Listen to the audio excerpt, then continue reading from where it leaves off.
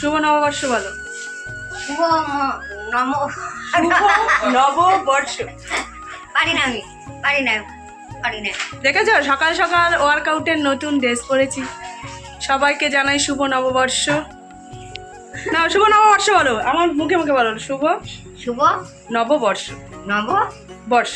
বর্ষ। আচ্ছা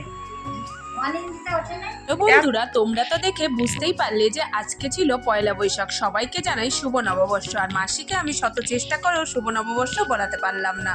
শেষমেশ কিন্তু মাসি সুন্দরভাবে শুভ নববর্ষ বলেছিল। যে এই ড্রেসটা দেখছো, এই ড্রেসটা আমি নববর্ষ উপলক্ষে কিনেছি। আর এই যে নাইটিটা, এটাও নতুন নাইটি। আমি স্নান করে উঠে এই নতুন নাইটিটা পরেছি আজকে। আমার একটু অসুবিধা ছিল, তাই আমি পুজোটা দিইনি, আমার বড়ি দিয়েছিল। আর দেখো মেশো আজকে নতুন একটা নববর্ষ উপলক্ষে ড্রেস পরেছে, আর এই মেশো আর পরেনি। সবার মতো কাজে আমি তো ব্যস্ত। শুভ নববর্ষ বল। শুভ নববর্ষ ঠাম্মি, আমার প্রণাম নিও। হ্যাঁ হ্যাঁ, বাহ হাত দিয়ে নমস্কার করছে। আমার সোনা আর বুবুন স্নান করে উঠে নতুন ড্রেস পরে ওর ঠাম্মাকে প্রণাম করতে গেছে। নববর্ষের দিন সবাইকে তো প্রণাম করেই দিনটা শুরু করতে হয়। যেহেতু ওরা একটু বেলায় স্নান করেছে, তার জন্য ওরা পরেই গেছে নমস্কার করতে। এবার দেখো দুই বোনের মজা করার ব্যাপারটা। এফদি যেহেতু আমার সোনা দিদি, তার জন্য বলছে বোনু তোকে আজকে আমি তোকে 20 টাকা দেবো আইসক্রিম খেতে। এই জিনিসটা আমার সোনা কোথা থেকে শিখেছে বলতো? ওই যে ওর দাদাদের নমস্কার করেছে, ওর দাদারা ওদের আইসক্রিম খেতে টাকা দিয়েছে, তাই ও মনে ভাবছে যে যেহেতু ও দিদি, তাই ওর বোনুকে ও টাকা দেবে আইসক্রিম খাওয়ার জন্য। এই যে ব্যাগটা দেখছো, এখানে কিন্তু আমার সোনা নিজেই টাকা জমিয়েছে। কেউ 10 টাকা দিলেও সোনা ওই ব্যাগটায় গোছায়। আর আমার বুবুনকে কেউ টাকা দিলে আমার বুবুন এই পিগি ব্যাংকটায় জমায়। আর বার্থডেতে আমি আমার বুবুনকে এই পিগি ব্যাংকটা গিফট করেছিলাম।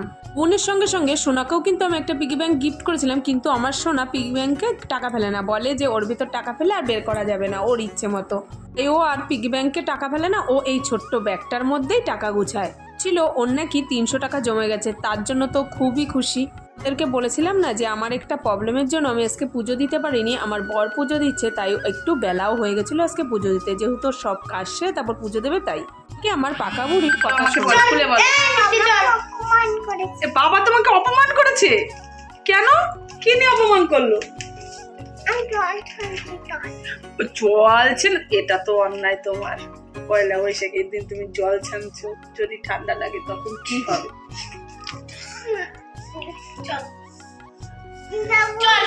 রাগ করেছো? রান্না হয়ে গেল, কিন্তু রান্নার হচ্ছে রেসিপি সেই কড়াইতে কতবার ভাবলাম। ওই দেখ ওই কাপটার মধ্যে আছে। আমি যা হিন্দি বলি লোকে শুকলে অজ্ঞান হয়ে যাবে। ভালো লাগছে हम लोग जाते हैं, তুই বলবি না हम जा रहे हैं।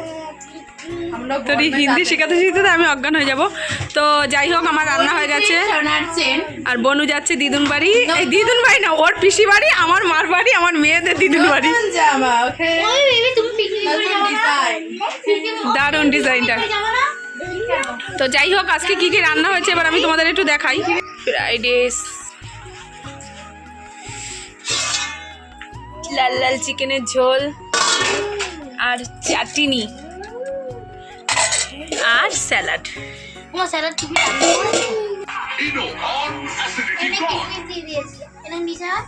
নিচু হও, নিচু হও। নাও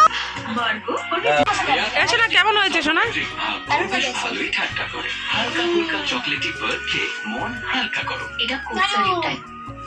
এখন সন্ধ্যাবেলায় রেডি হয়েছি, আমাদের অনেক জায়গায় হালকাতে আছে, সেজন্য সেখানে যাবো হালকাতে করতে।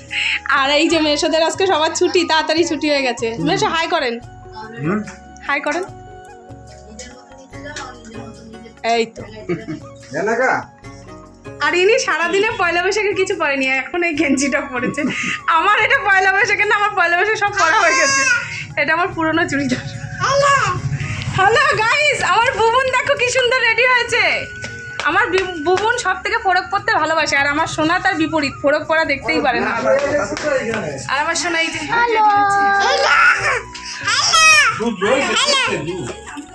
তারপর তো রেডি হয়ে বেরিয়ে গেলাম। আর হাবড়া গিয়ে দেখি এত পরিমাণে ভিড় যে আমি ভিড়ের ভিতর বুবুনকে ধরবো না, সোনাকে ধরবো না, ভিডিও করব, কিছুই করতে পারিনি।